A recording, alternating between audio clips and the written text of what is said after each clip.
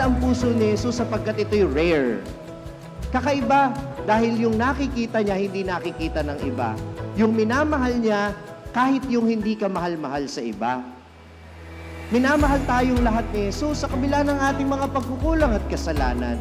Ang hinahanap niya ay hindi yung mga taong nagmamahal lang sa Kanya, kundi maging yung mga taong tumatalikod sa Kanya. Papalayo ka pa lang, siya'y papalapit na sa iyo para ikaw ay sunduin pabalik sa Kanya. Ganyan ang Panginoon. Si Mateo, kilala niya. Alam niya ang masamang reputasyon. Pero ano ang sagot ng Panginoon? Kailangan ba ng mga magaling? Kailangan ba ng doktor ang mga taong walang sakit? Hindi. Kaya siya naparoon upang tawagin si Mateo at para ipaalam sa kanya, may pag-asa pa siya.